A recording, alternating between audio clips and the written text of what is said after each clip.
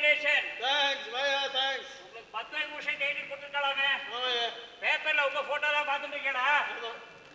முகத்தை கொஞ்சம் சிரிச்சா மாதிரி வச்சிருக்க கூடாதா? வழக்கெல்லாம் குடிச்சா மாதிரி வச்சிருக்கேன். Hello sir, how are you? Doctor, நீங்க எப்ப இது மாதிரி டைட்டில்லாம் வாங்க போறீங்க? வாங்குவா. மூர் மார்க்கெட்ல வித்தா போய் வாங்கிட்டு வருவோம். உங்களுக்கு விஷயமே தெரியாது போக்கு. இந்த காலத்து எல்லாருக்கும் கொடுக்குறா, கண்டக்டருக்குலாம் கொடுக்குறான்.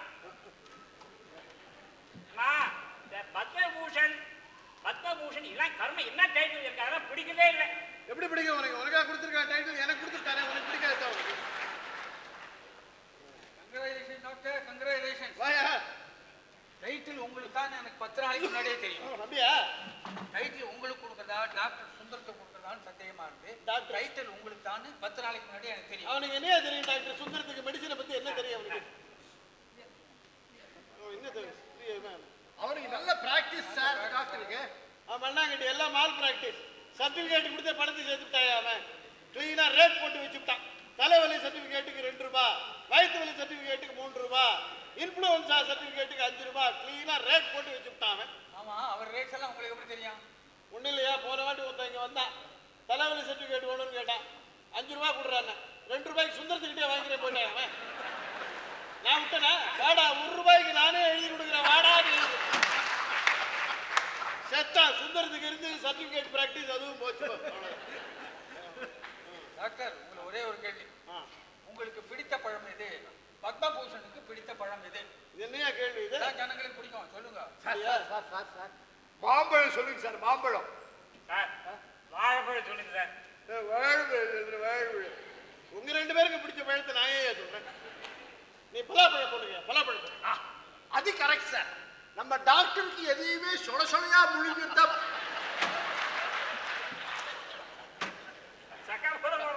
போட்டு கவலைப்படாதீங்க. அடுத்த வாரம் அட்டப்படத்திலே போட்டு ஜமாய் சொல்லலாம். அட்டப்படத்துல போட்டு இதுக்கு சரி போட்டுக்க போட்டுக்க. உங்க போட்டோவா? பலாப்பழ போட்டோவை அழகா அட்டப்படத்துல போட்டு யாருக்கு பிடிக்கும் உள்ள பதில் நான் வரேன். சார், பத்ம விபூஷன் போய் பலாப்பழ விபூஷன் வரேன். பலாப்பழ விபூஷன் வரேன். நாளைக்கு வா, ஒரே கையில 4 இன்ஜெக்ஷன் ஏத்துறேன். வா. Congratulations, doctor. Congratulations. நீ வந்து உட்காருங்க. Thank you. டாக்டருக்கு இன்னும் என் மேல கோவம் போகுது. யார் மேல எனக்கு கோச்சிக்கிறது? டைட்டில் வாங்கினாலும் வாங்கினா கண்டவனை என்ன திட்ட ஆரம்பிச்சுட்டான். பேசாம டைட்டிலே திருப்பி கொடுத்துடலாமான்னு பாங்க. அந்த மாதிரிலாம் ஒண்ணும் பண்ணாதீங்க டாக்டர். நான் வந்து ஒரு பார்ட்டி கொடுக்கலான்னு இருக்கேன். எதுக்கு பார்ட்டி? நான் டைட்டில் வாங்கிட்டுங்க. அதுக்குன்னு தான் வச்சுங்களேன்.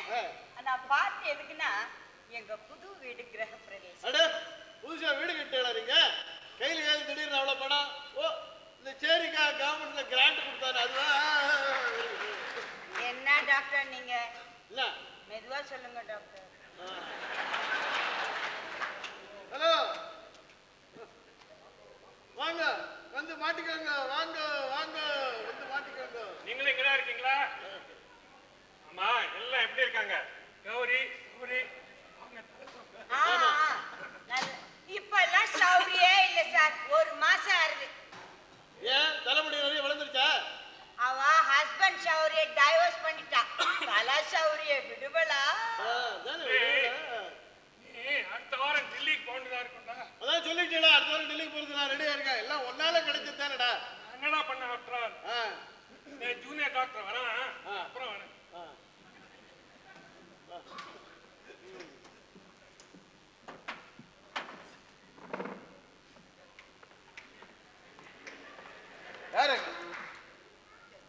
என்னடா டேய், ஏடா திரும்புற முடிச்சு அங்கே இருக்கிற வாடாங்க. மூஞ்சி மோர கட்டி 4 நாளா லீவ் போட்டு இன்னைக்கு என்னடா அவனுக்கு அங்கே வேடிக்கை போற வர வரையும்? இல்லைங்க, சேரியில கொஞ்சம் வேலை இருந்ததுங்க. ஆமா, சரி. வேலை என்ன வேலை? பண்ண கட்டி வேலை. திடீர்னு 2 பேரு வலிப்பு மாதிரி வந்து விழுந்து செத்து போயிட்டாங்க. செத்து போயிட்டா சுடுகாட்டு எடுத்து போக வேண்டியது தானே. அதுக்காக என் டாக்டர் வீட்டுக்கு வரேன். அது இல்லைங்க, சேரியில ஏதோ ஒரு புது வியாதி பரவுது மாதிரி பயமா இருக்குங்க எங்களுக்கு. அதுவும் இல்லாம நீங்க டைட்டில் வாங்கின அப்புறம் உங்களை பார்க்கணும்னு சேரி ஜனங்க ரொம்ப ஆசைப்படுறாங்க. டைட்டில் வாங்கின அப்புறம் நான் எதுக்கிட்ட சேரி பக்கம் வரேன்? அதில் பைத்தியக்காரன் நினைச்சியா?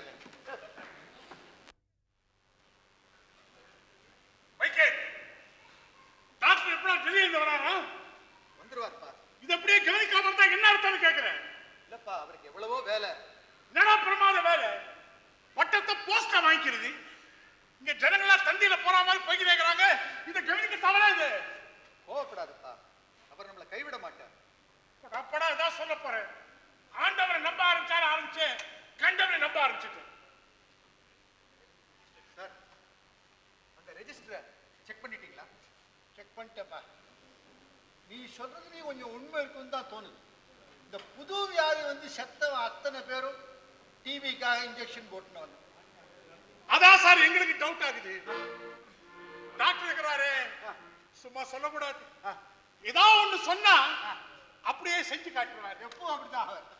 எங்க சொன்னாரு, சேரியில டிவி இருக்கிற இடமே இல்லாதபடி பண்ணிடுற சொன்னாரு. அதே மாதிரி செஞ்சு காட்டாரு. டிவி இருக்கணும் செத்து போட்டானுங்க.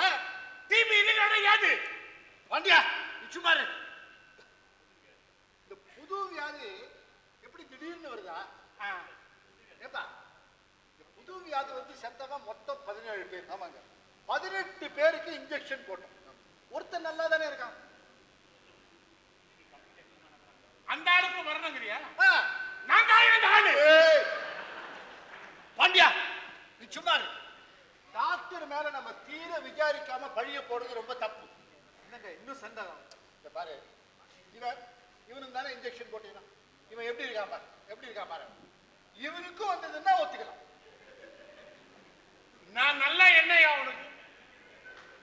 ஆமா, இந்த புது வியாதி என்ன திடீர்னு வந்துருதா? ஆமாங்க, நான் கண்ணால பார்த்தேன் சார். ஜனங்க வந்துக்கிட்டே இருக்கிறாங்க, சிரிச்சுக்கினே. அப்போ வலிட்டு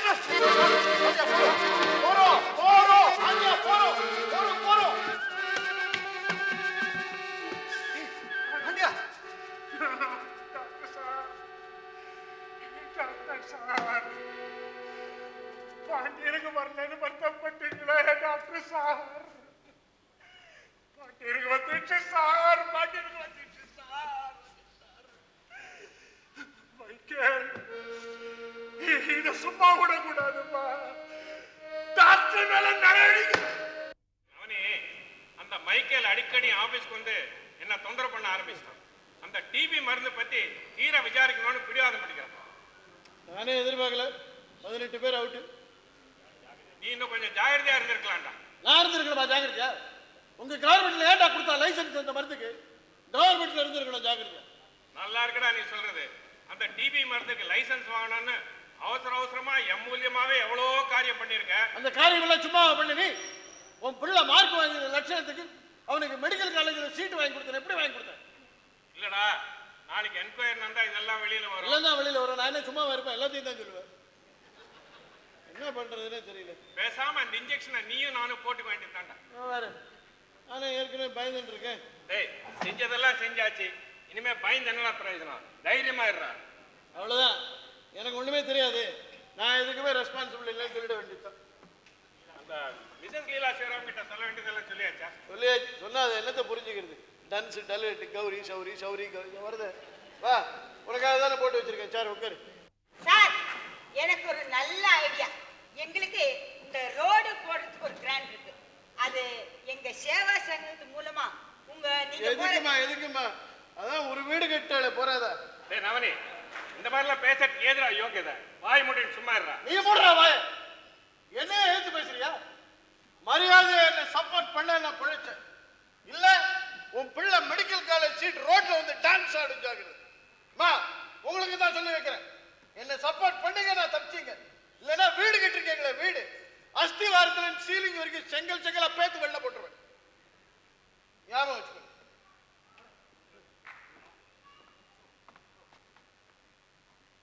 சார், நீங்க செய்தது உங்களுக்கே நியாயமா இருக்கா? என்ன சொல்ற நீ? வெளிப்படையாவே கேட்கிறேன். எங்க சேரியில 18 பேரை கொன்னுட்டீங்களே. கொன்னுட்டா பேசாத. உன் சேரி ஜனங்க, தரித்திரம் பிடிச்ச ஜனங்க, அவன் டிவி வந்து செத்தானா என் பேர்ல பழிய போடுறதா? தரித்திரம் கேட்ட ஜனங்க, நன்றி கேட்ட ஜனங்க. உங்களுக்கு எல்லாம் வந்து இன்ஜெக்ஷன் போட்டேன் பாரு. என்ன சொல்லணும்? அதுக்கு மேல இன்ஜெக்ஷன் லீலாக்கும் கௌரிக்கும் போட்டிருக்கலாம். இதை பார்ப்பா மைக்கு, நீ அடிக்கடி என் ஆபீஸ்க்கு வந்து என்ன தொந்தரவு பண்றது அவ்வளவு நல்லா இல்லை. சார், நீங்க தான் சார் இதை பத்தி ஏதாவது நடவடிக்கை எடுக்கணும். நான் எப்படியா நடவடிக்கை எடுக்க முடியும்? நீங்க எதுவும் செய்யலைன்னா நான் மேலிடத்துக்கு போக வேண்டியிருக்குங்க. சத்தான் போயா, பட்டத்தை கொடுத்து பாராட்டிட்டு இப்ப எப்படி அவர் பேர்ல நடவடிக்கை எடுப்பாங்க? அப்போ பட்டத்தை கொடுத்தவங்கள பைத்தியக்காரன் பேர் எடுப்பாங்க. மேலிடத்துக்கு போறேன்றியே, கையில எவ்வளவு பணம் வச்சிருக்க? சாப்போ நீங்களாவது ஏதாவது செய்யுங்கம்மா. டாக்டர் தான் பொறுப்பு இல்லாம பேசிட்டு போயிட்டாரு. நீங்க ஏதாவது செய்யணுமா? நான் என்னப்பா செய்வேன்? எங்க ஹஸ்பண்டுக்கு பாம்பேக்கு டிரான்ஸ்ஃபர் ஆயிடுச்சு. நான் பாம்பேக்கு போறேன். நான் போயிட்டு வரேன்ப்பா. அடுத்த கேம்ப் எங்க? பாம்பே. பாவம் பாம்பே. மைக்கேல் ஒன்னதான்ப்பா பார்க்க வந்தேன். இவன் அடிக்கடி ஆபீஸ் வந்து தொந்தரவு பண்றான் டாக்டர். நடந்ததெல்லாம் நீங்க கேள்விப்பட்டீங்களா சார்? எல்லாம் தெரியும். ஏதாவது தப்பு நடந்திருக்கலாம். என்ன பண்ண முடியும் சார்? நீங்க உங்க பத்திரிகையில டாக்டரை பத்தி 4 வார்த்தை எழுதணும் சார். அது எப்படிப்பா முடியும்? இதே டாக்டரை இந்திரன் சந்திரன் புகழ்ந்து எழுதியிருக்கோம்.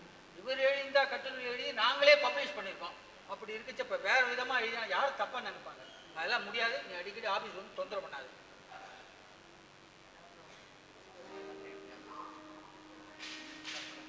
சார், எல்லாரும் கைவிட்ட பிறகு நீங்க மாத்திரம் என்ன சார் சொல்ல போறீங்க? பணம், பதவி, அந்தஸ்து இதெல்லாம் எதுக்கு எனக்கு ஆண்டவன் எனக்கு சக்தியை கொடுக்கலீங்க. மைக்கேல், பாண்டியன் துடிதுடித்து செத்தது இன்னும் கண் முன்னாலேயே நிக்குது. இந்த டாக்டர் தன்னுடைய அஜாக்கிரதையை மறைச்சு இவ்வளவு அனாவசியமா பேசுவார் நான் எதிர்பார்க்கவே இல்லை. மைக்கேல், உனக்கு நான் உதவி செய்ய. வைத்தியர்கள் சங்கம் தெரியுமா? வைத்தியர்கள் சங்கம், மெடிக்கல் கவுன்சில், அதுக்கு ரிப்போர்ட் பண்ற வழியை நான் உனக்கு சொல்லித்தரேன். இந்த ரெஜிஸ்டர் வச்சுக்கிட்டே காரியத்தை சாதிக்கலாம். என்ன சொல்றேன்? எல்லாரும் இப்படி பேசிட்டு போனப்புறம் நீங்க இந்த மாதிரி பேசுவீங்கன்னு நான் நினைக்கவே இல்லை சார். வெறும் பேச்சு இல்ல மைக்கேல், காரியத்திலே செஞ்சு காமிக்கிறேன். மற்றவங்க மாதிரி என்கிட்ட பெரிய பதவியோ அந்தஸ்தோ பணமோ இருக்குன்னு நான் சொல்லிக்க முடியாது. ஆனா மற்றவங்க யாராலையும் சொல்லிக்க முடியாத ஒன்ன என்னால சொல்லிக்க முடியும்ப்பா. நான் ஒரு மனுஷன் மைக்கேல். அந்த இன்ஜெக்ஷன் போட்டவங்க எல்லாருமே புது வியாதி வந்து செத்து போயிட்டாங்கன்னு சொல்றாங்க. இதுக்கு என்ன ஆதாரம்? இந்த ரெஜிஸ்டர் தாங்க. செத்து போனவங்க 18 பேர் பேரும் அதுல வரிசையா எழுதிருக்குங்க. பாண்டியந்திரவா வலிப்பந்து செத்தப்போ ரகுங்கிற ஒரு வரேன்னு சொல்லியிருந்தாரு. அவருக்கு வந்திருக்காரா? வரலீங்க. நான் போய் அவர் வீட்டுல விசாரிச்சேன். சபாநாயகன் யாரோ ஒருத்தர் அவருக்கு நிறைய பணம் கொடுத்து வெளிநாட்டுல படிக்க அனுப்பிச்சிட்டாருங்களா. யார் அந்த சபாநாயகம்? தெரியாது. நீங்க வேற ஏதாவது சொல்ல விரும்புறீங்களா? ஒண்ணும் இல்லைங்க. டாக்டர் நவநீதம், நீங்க ஏதாவது கேட்க போறீங்களா? அந்த சேரியில கேம்ப் நடக்கிற போது இந்த இன்ஜெக்ஷன் டியூப் மருந்து இதெல்லாம் சேரியில தானே வச்சிருந்தேன் நான் கேம்ப்லயே. ஆமாங்க. உன் சேரி ஜனங்க, எழுத்து வாசல் இல்லாத ஜனங்க, படிப்பறிவு இல்லாத ஜனங்க அந்த மருந்து இன்ஜெக்ஷன் டியூப் எல்லாம் எடுத்து வேடிக்கை பார்த்துருக்கலாம் இல்லையா? சில சமயம் சின்ன பசங்க எல்லாம் எடுத்து விளையாடி இருக்காங்க. நான் கூட கருத்து நிறுத்தி வச்சேன். சின்ன பசங்க விளையாண்டாங்க. Small boys of play. You please note it. Small boys of play. இந்த ரிஜிஸ்டர் எத்தனை நாள் உங்ககிட்ட இருக்கு? 1 மாசமா என்கிட்ட தாங்க. 1 மாசமா ரிஜிஸ்டர் உங்ககிட்ட இருக்கு. இதுக்கு முன்னால சேரியில கேம்ப் நடத்துற போதும் நீ தான் இந்த ரெஜிஸ்டர்ல எல்லார் பேரும் எழுதிக்கிட்டு இருந்த. ஆமாங்க. இப்ப ரெஜிஸ்டர் 1 மாசமா உங்ககிட்ட இருக்கு. நீ வேணும்னா உங்க இஷ்டப்படி அதை மாத்தி எழுதிருக்கலாம் இல்லையா? சார், சத்தம் போடாதப்பா. பதில் என்னவோ அதை மட்டும் சொல்லு. நான் அப்படி எல்லாம் செய்யலைங்க. கடைசியா ஒரு கேள்வி. நீ நர்சிங் ஹோம்ல இருந்து பணத்தை திருடி விட்ட. அதனால உன்னை நான் வேலையை விட்டு டிஸ்மிஸ் பண்ணிட்டேன். அதனாலதான் இங்க வந்து கண்டபடி உளற நீ. சார், இது அநியாயம். என்ன எப்ப சார் நீங்க டிஸ்மிஸ் செஞ்சீங்க? கேள்விக்கு உண்டு இல்லைன்னு பதில் சொல்லுங்க. சார், அவர் போட்ட மருந்துனாலதான் அவங்க எல்லாம் செத்து போறாங்க. ஆண்டவன் சாட்சியா நான் சொல்றேன் சார். அது அவருக்கே தெரியும். எனக்கு தெரியாது. நீங்க ஏதாவது சொல்ல போறீங்களா? என்னத்தைக்கு சொல்லுங்க. அவன் தான் கத்து கத்துறாரு. மரியாதை கேட்ட உங்க 3 பேர்லயும் ஒரு மரியாதை இல்லை அவனுக்கு.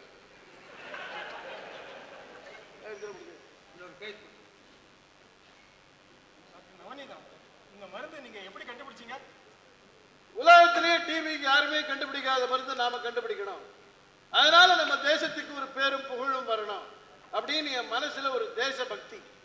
அதே தேசபக்தி தீவிரத்துல ராப்பகலா ஓய்க்கு கஷ்டப்பட்டு கண்டுபிடிச்சிட்டேன். இந்த மருந்து தயார் பண்றதுக்கு லைசென்ஸ் வாங்கியிருந்தீங்க இல்லையா? இந்த பேப்பர்ஸ் எல்லாம் இதுல இருக்கு.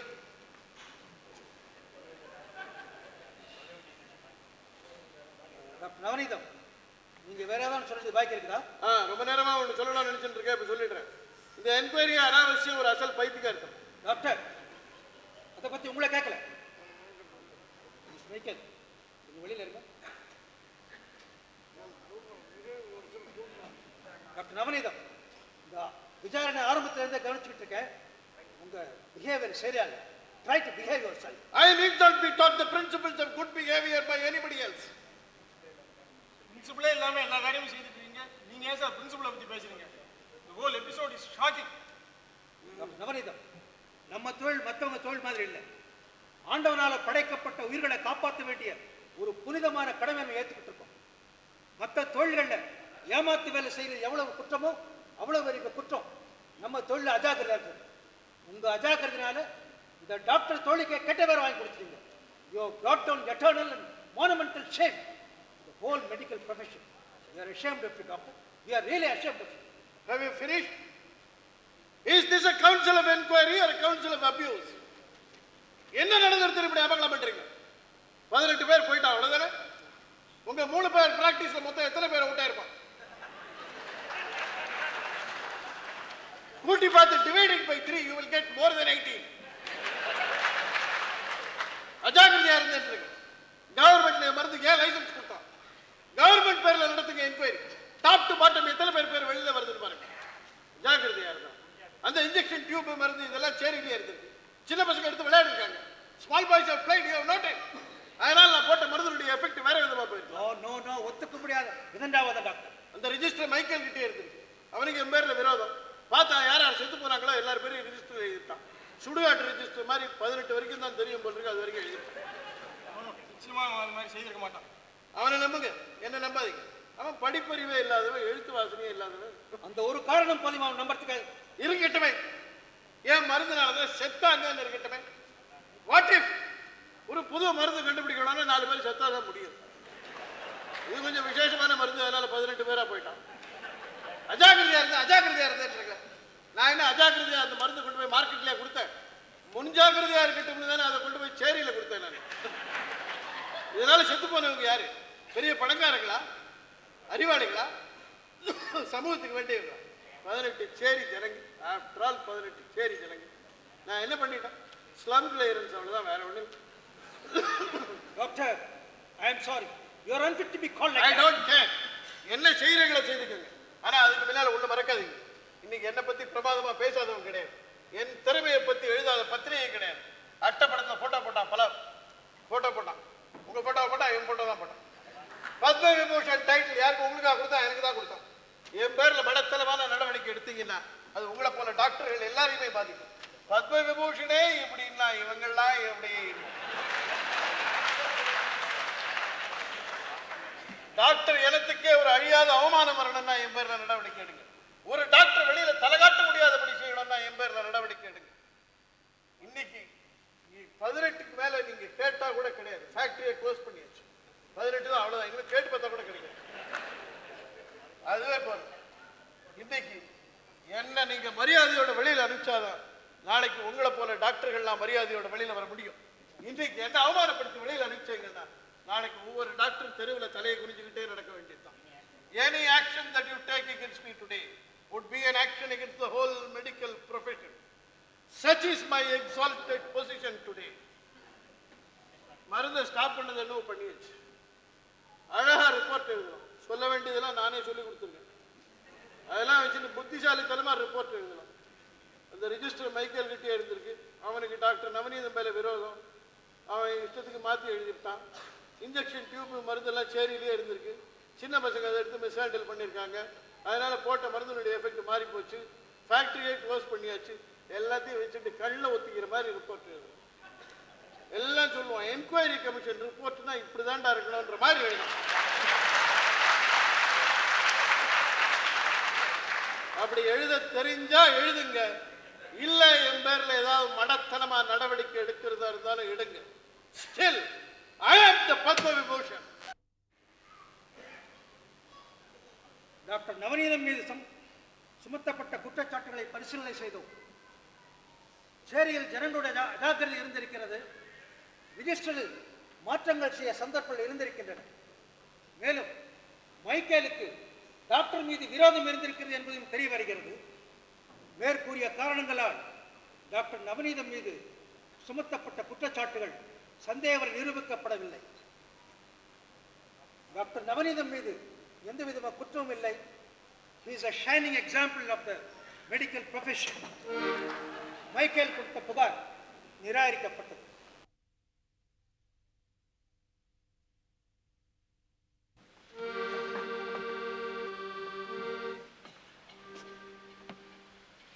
ஆண்டவனுக்கே அடுக்காதுங்க. ஆண்டவன் தான் என்ன காப்பாத்தினான். நான் போய் வடபழனி கோயில்ல ஒரு அர்ச்சனை பண்ணேன்.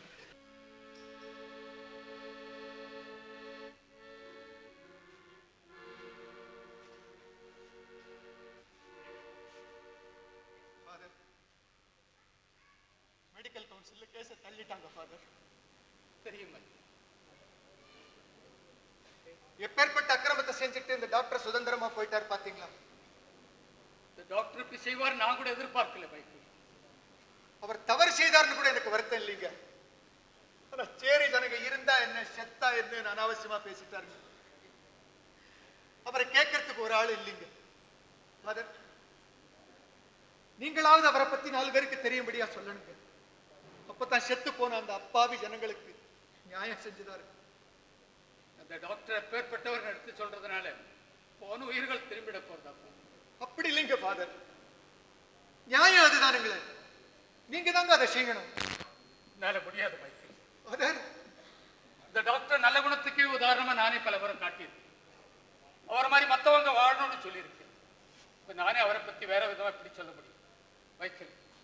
அவர் பேரை சொல்லி உங்க செய்தியில் கூட கடவுள் நம்பிக்கை வளர்த்துட்டு அவர் மேல அவநம்பிக்கை ஏற்படுத்தினார். அப்புறம் என் வார்த்தை யார் நம்புவார்? கடவுள் நம்பிக்கை குறைய அதுவே ஒரு காரணமா இருக்கக்கூடும். அதுக்கு நான் காரணமா இருக்க வேண்டியதில்லை மைக்கேல்.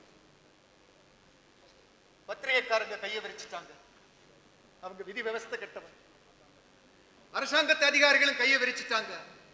அவங்க விரிச்ச கையில ஒண்ணுமே வைக்க முடியாததுனால என்னால ஒண்ணும் செய்ய முடியலைங்க. சமூக சேவைன்னு சொல்லிட்டு வந்தாங்களே ஒரு அம்மா, பொறுப்பு இல்லாம ஊரை விட்டே போயிட்டாங்க. அவங்கள சொல்லி குத்தம் இல்லை. அவங்களுக்கு நம்மள மாதிரி ஏழைகளுடைய வாழ்க்கை ஒரு பொழுதுபோக்கு. ஆனா நீங்க ஃபாதர், நீங்க இப்படி சொல்லலாமா? நீங்க ஆண்டவனுடைய பிரதிநிதி இல்லையா? மற்றவங்க என்ன அந்த மாதிரி நினைக்கிறதுனால தான் முடியாதுன்னு சொல்ற மைக்கேல். இப்ப நான் உண்மையை வெளியிட்ட அப்புறம் யார் கடவுளை நம்புவார்? எனக்கு தைரியம் வரல Michael. I lack the moral courage for it. Father, இந்த இடத்த விட்டு போயிடு போகும் எதிர நிற்கும் எனக்கு அவமானமா இருக்கு. ஆண்டவன் எல்லாத்தையும் பார்த்துக்கிட்டு தான் இருக்கான். எனக்கு அந்த நம்பிக்கை இல்ல ஃபாதர். மைக்கேல், நம்ம படைச்ச ஆண்டவர் தற்காட்டுற நம்பிக்கை ஒன்று விட்டு போயிடுதா? அதை நான் நம்புறேன். ஆனா அந்த ஆண்டவன் இன்னும் உயிரோடு இருக்கான்னு என்னால நம்ப முடியல. இந்த மாதிரி பாவங்களை பார்த்துக்கிட்டு அவரால் எப்படி ஃபாதர் உயிரோடு இருக்க முடியும்? இந்த மாதிரி அக்கிரமங்களை பார்த்துட்டு பொறுக்க முடியாம ஆண்டவன் தற்கொலை பண்ணிக்கிட்டு செத்து போயிட்டான் தான் நான் நினைக்கிறேன். மைக்கேல், ஆண்டவன் உயிரோடு இருக்கிறான்னா அந்த டாக்டருக்கு கை மேல பலன் கிடைச்சிருக்கணும். இந்த சேரி ஜனங்களுக்கு வந்த வியாதி அவருக்கும் வந்திருக்கணும். ஃபாதர், நம்ம எல்லோருமே ஆண்டவனுடைய குழந்தைகள் தானே ஃபாதர். அப்படி இருக்க ஒண்ணுமே தெரியாத அந்த அப்பாவி மக்களுக்கு கோர மரணம், அக்கிரமம் செஞ்சவங்களுக்கு நல்ல வாழ்வு. இது ஏன் ஃபாதர்? ஒரு தகப்பனுக்கு 2 பசங்க இருந்தா நல்லவனை சோதனை பண்ணி கெட்டவனை வாழ விடுவான். அப்படி இல்லை மைக்கேல். ஒரு தகப்பனுக்கு 2 பசங்க இருந்தா நல்லவனை பத்தி கவலைப்படுறது, கெட்டவனை தண்டிக்கிறதும் இல்லை. அவனையும் எப்படியாவது திருத்தி நல்லவனாக்க அவன் கூட இருந்துடுறாரு. ஃபாதர், நீங்க சொல்றது உண்மையா இருக்கலாம். ஆனா ஆண்டவனால இப்படிப்பட்ட அக்கிரமங்களை பார்த்துக்கிட்டு எப்படி ஃபாதர் உயிரோடு இருக்க முடியும்? பெத்த பிள்ளைங்க சீரழிஞ்சு போறதை பார்த்து வேதனைப்படுற தகப்பனை போல தாம் படைச்ச இந்த மனுஷனுடைய கேவலமான நிலைமையை பார்த்து அவமானம் தாங்க முடியாம ஆண்டவன் தற்கொலை பண்ணிக்கிட்டான். மைக்கேல், இப்படியெல்லாம் பேசாத மைக்கேல். ஃபாதர், நீங்க என்ன நினைக்கிறீங்க?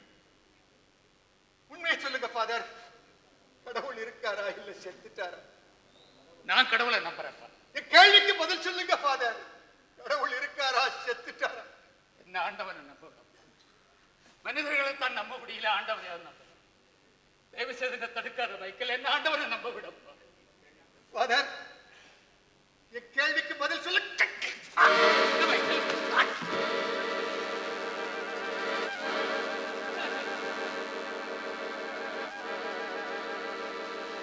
என்ன மைக்கேல்?